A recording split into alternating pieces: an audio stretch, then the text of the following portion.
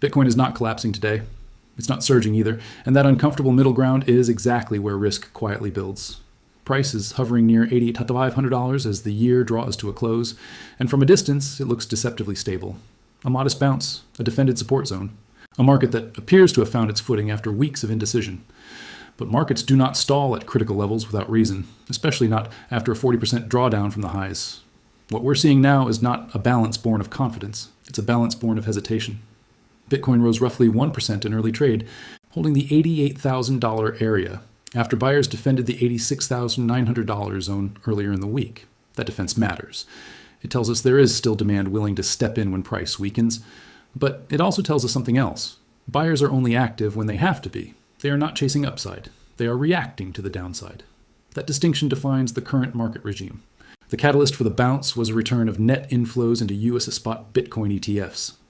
After a brief run of year-end outflows, the group pulled in approximately $355 million on December 30th. On paper, that looks supportive, and it is to a degree, but context matters. This was not a surge of aggressive demand. It was selective capital re-entering after stepping aside. Institutions didn't rush back in. They dipped a toe back into the water. That's a very different signal from broad risk-on behavior. Corporate accumulation added another layer. Strategy disclosed an additional Bitcoin purchase, acquiring 1,229 BTC through its at-the-market equity program. No fanfare, no timing the bottom, just steady exposure added into weakness. Historically, this type of buying tends to appear during periods of uncertainty rather than euphoria. It doesn't mark immediate tops, but it also doesn't guarantee near-term upside. It simply tells you that some participants are thinking in years, not weeks. Despite these supportive elements, technically Bitcoin is compressing. The structure is clear. Lower highs since the rejection from the 94,000 to 95,000 area. On the 4-hour chart, the signs of compression are everywhere. Candlesticks have smaller bodies. Follow-through is limited. Volume fades as price moves toward the apex of the structure. The 50 and 100 period moving averages have flattened and converged around $88,200 to $88,400, effectively pinning price in place. This kind of convergence reflects equilibrium. Buyers and sellers are in temporary agreement, but equilibrium after a sharp correction is fragile. It only lasts until something breaks the balance.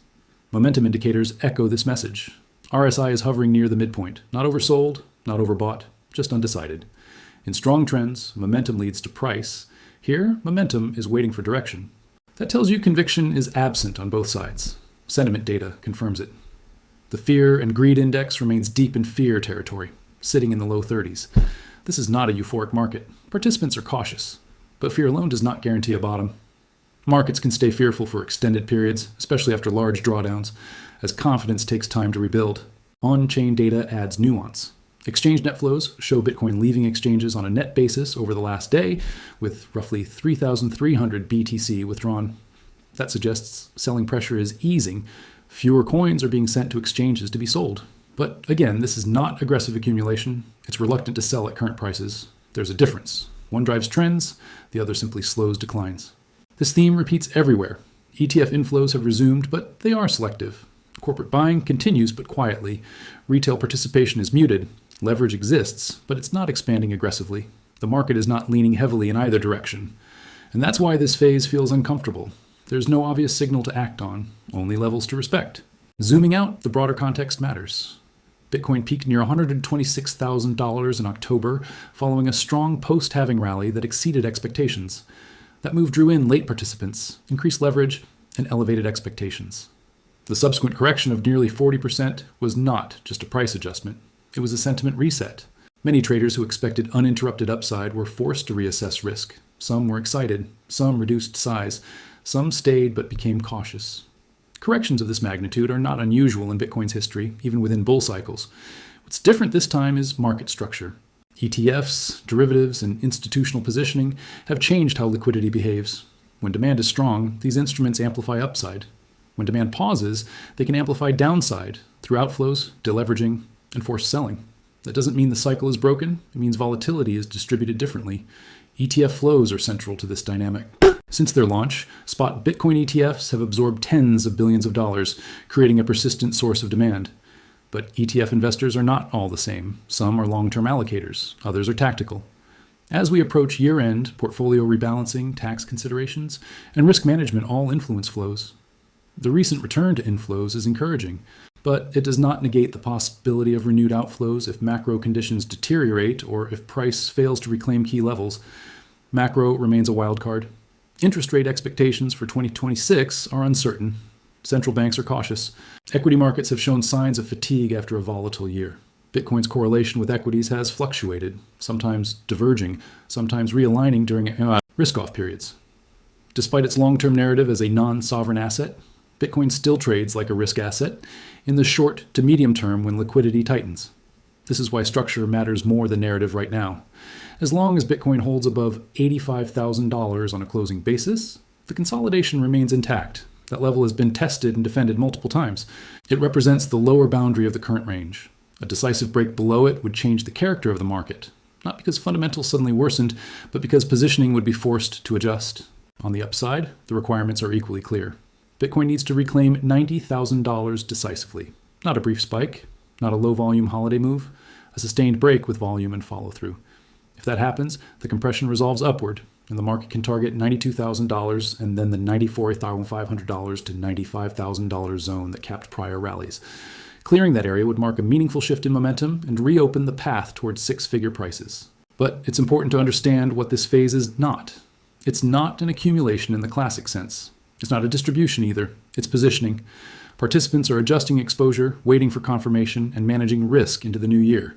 This is why the price feels heavy but not weak, stable but not strong. Volatility compression like this often precedes expansion, and expansion does not wait for consensus. When the move comes, it will likely catch a large portion of the market off guard. Those waiting for perfect clarity will get it only after the price has already moved. Year-end conditions add another layer. Liquidity is thinning. Trading desks are closing. Volumes drop. That does not mean markets become safer. It means they become more sensitive.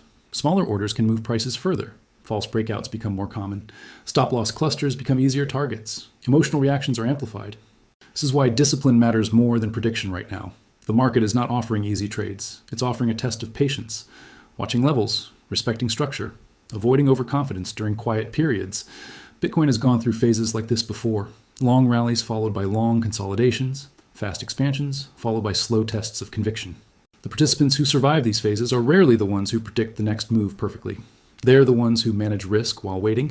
There is a temptation, especially after a strong cycle, to interpret every pause as weakness or every bounce as strength. But markets operate in phases. Right now, Bitcoin is in a phase of resolution. Not decline, not advanced. Resolution. And resolution phases are uncomfortable because they strip away narrative certainty. Bulls can't celebrate. Bears can't press confidently. Everyone is forced to wait. As we move closer to 2026, the question is not whether Bitcoin's long-term thesis remains intact. That debate continues endlessly. The real question is how price resolves this. Compression. Upward resolution restores momentum and confidence. Downward resolution forces another round of de-risking and tests conviction at lower levels.